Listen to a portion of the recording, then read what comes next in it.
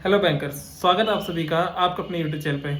उम्मीद करता हूँ कि आप लोगों की प्रिपरेशन काफ़ी अच्छी चल रही होगी। एंड इसी के साथ आज के इस वीडियो में हम बात करने वाले हैं कि जो कि काफ़ी सारे कैंडिडेट का एक मैक्सिमम डाउट हो रहा है कि सर हम आईबीपीएस पीओ या फिर एसबीआई पीओ के मॉक तो लगा रहे हैं, लेकिन मॉक में हमें मार्क्स बहुत बेटर इंप्रूवमेंट देखने को नहीं मिल रहा है। ठीक है, तो उन मार्क्स को देख के इवन हम प्रैक्टिस बढ़िया कर रहे हैं, हम कोशिश अच्छी कर रहे हैं, लेकिन उनको देख के हम डिमोटिवेटेड हो जा रहे हैं। तो इस चीज़ की अहमियत को समझो कि जब आप स्पेशली एसबीआई पीओ या आईबीपीएस पीओ के मौके लिए जा रहे हो ना, तो आपको मार्क्स पे बहुत ज़्यादा कॉन्सेंट्रेट नहीं करना होता। ठीक है, एक्चुअली में क्या होता है ना कि आप जो भी मॉक टेस्ट लगा रहे हो या फिर आप जो भी टेस्ट सीरीज लगाते हो ना, उन लोगों को आइडिया होता है कि हमें किस तरीके से बच्चे को प्रिपेयर करना है बिल्कुल वर्स्ट कंडीशन के लिए। ठीक है, इसलिए आप जो भी मॉक लगाते हो ना, उसका जो लेवल रखा जाता है वो एक हार्डर सेट पर रखा जाता है, ताकि आप पहले से ही प्रिपेयर हो अच्छे लेवल के क्वेश्चंस के लिए। क्योंकि जो ट्रेंड चला रहा है ना एसबीआई पीओ का, आईबीपीएस पीओ का, या तो कुछ नए पैटर्न के क्वेश्चन देखने को मिलते हैं या कुछ ऐसे क्वेश्चन देखने को मिलते हैं कि देख के बच्चा एकदम से वहीं स्टक हो जाता है। तो इसलिए मॉक वालों का जो काम रहता है वो ये रहता है कि आपको बिल्कुल वर्स्ट सिचुएशन के लिए तैयार करना।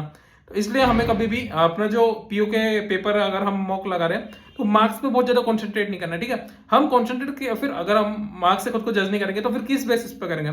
आपको अपनी रैंक चेक करनी होती है। आपको क्या करना है ना कि ट्राई करो कि जितने भी कैंडिडेट ने लेट से आपने मॉक लगाया, ठीक है, ये देखो कि टोटल कितने कैंडिडेट ने मॉक लगाया एंड ये ट्राई करो कि कम से कम आप उसके टॉप 10% में आपकी रैंक आनी चाहिए। ठीक है, जितने भी कैंडिडेट ने लगाया। ठीक है, तो इस तरीके से ये ट्राई हमें अपनी रैंक सुधारनी होती है। ठीक है, हमारा टारगेट अगर स्पेशली पीओ के मौके ले जा रहे हैं तो मार्क्स नहीं होने चाहिए, हमारा टारगेट अपनी रैंक होनी चाहिए।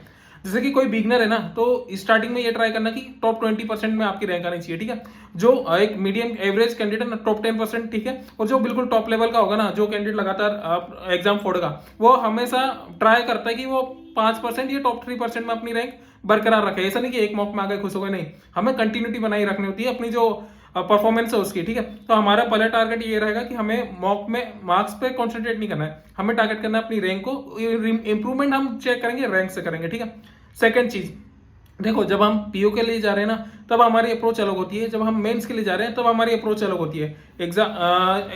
जब हम पीओ के लिए जा रहे हैं तब अप्रोच अलग होती है, क्लरिकल के जा रहे हैं तब हमारी अप्रोच अलग होती है। उसका रीजन ये है कि क्लरिकल में आप देखते हो कि लगभग जो क्वेश्चन पूछे जाते हैं या उनका लेवल पूछा जाता है वो हमें लोअर साइड पे देखने को मिलता है। तो क्या होता है ना कि लगभग हर कैंडिडेट से वो क्वेश्चन बन जाते हैं। वहां पे स्पीड बहुत ज्यादा मायने रखती है, वहां पे ये मैटर करता है कि आप कितनी जल्दी कितने क्वेश्चन बना पा रहे हो। ठीक है, लेकिन वहीं अगर हम बात करें ना कि पीओ लेवल के एग्जाम की, स्पेशली आईबीपीएस या एसबीआई पीओ, वहां पे क्वेश्चन ऐसे दिए जाते हैं, कुछ क्वेश्चन आपसे बनने लायक होते हैं लेकिन कुछ क्वेश्चन आपको फंसाते हैं, अटकाते हैं, इवन करने लायक होते भी नहीं है, वो स्किप करने के लिए बने होते हैं। तो पीओ के पेपर में हमारी अप्रोच होगी चूजी बनने की, मतलब हमारा टारगेट ये होगा कि हमें हर क्वेश्चन नहीं बनाना है। ठीक है, यहाँ पे वो कैंडिडेट एग्जाम नहीं निकालता जो कि हर क्वेश्चन बनाना जानता है या फिर हर क्वेश्चन बनाने का ट्राई करता है। यहाँ पे वो कैंडिडेट एग्जाम निकालता है जिसको पता हो कि कौन सा क्वेश्चन स्किप करना है। याद रखना, आपकी स्ट्रेटजी ही आपको सिलेक्शन दिलाती है।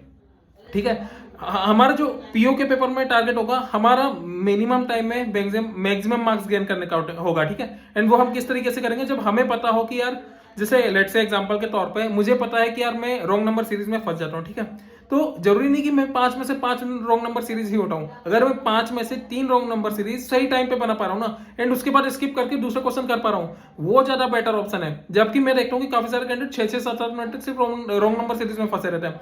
इसी तरीके से अगर रीजनिंग की बात करूं तो मुझे पता है कि यार बॉक्स पजल है वो मेरा स्ट्रॉन्ग पॉइंट है। ठीक है, या फिर जो लीनियर पजल हो गई, ये इनको देखते से मैं बना लेता हूँ। देखते से बनाने का सेंस ये होता है कि मुझ में इतना कॉन्फिडेंस है कि यार ये पजल तो मैं कैसे भी बना लूंगा।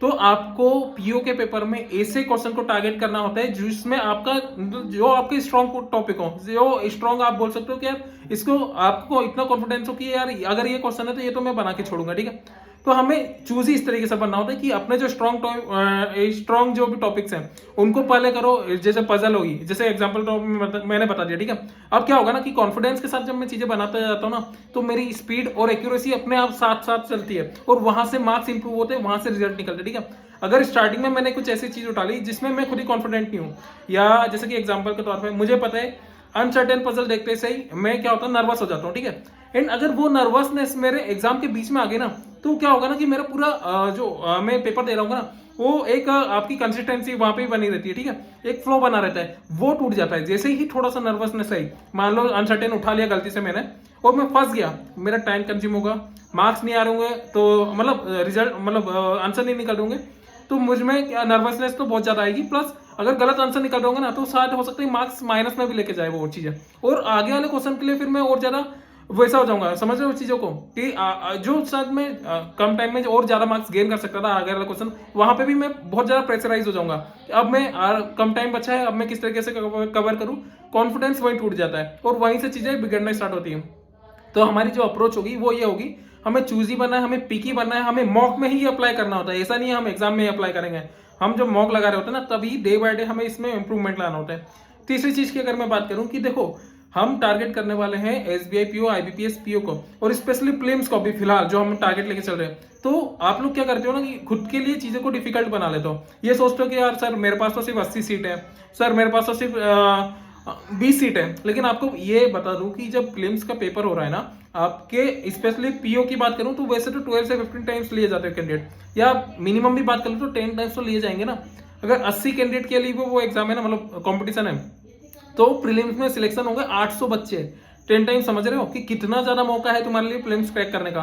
तो मैं यही समझा रहा हूं कि चीजों को आसान बनाना है ना, वो तुम्हें खुद से बनाना होगा। तुम्हारा आपका रिजल्ट डिसाइड नहीं करता कि आप सिलेक्शन लोगे कि नहीं, आपकी जो प्रोसेस होती है ना, जो आपकी कोशिशें होती हैं, जो आपका माइंडसेट होता है, वो एक्चुअल में आपका रिजल्ट डिसाइड कर देता है। ठीक है, इसलिए मैं बोल रहा हूँ कि अगर आप प्रिपरेशन कर रहे हो तो इतने बेहतर लेवल की करो और इस माइंडसेट के साथ करो। जब आप पॉजिटिव माइंडसेट के साथ आगे बढ़ते हो ना, तो चीजें अपने आप रास्ते अपने आप निकलते सिलेक्शन के लिए। ठीक है, वहीं अगर आप नेगेटिव माइंडसेट के साथ बढ़ रहे हो ना कि यार मुझसे तो हो गई नहीं, शायद मेरा तो मतलब लेवल काफी ज्यादा आप पे, मेरे तो मार्क्स नहीं आ रहे, तो वहां नेगेटिविटी आपको पीछे खींचती है और पॉजिटिविटी आपको और बेहतर बनाती है। ठीक है, आपको देखो पेपर का लेवल तो सबके लिए सेम रहने वाला है। पेपर अगर हार्ड आएगा सबके लिए आएगा, इजी आएगा सबके लिए आएगा।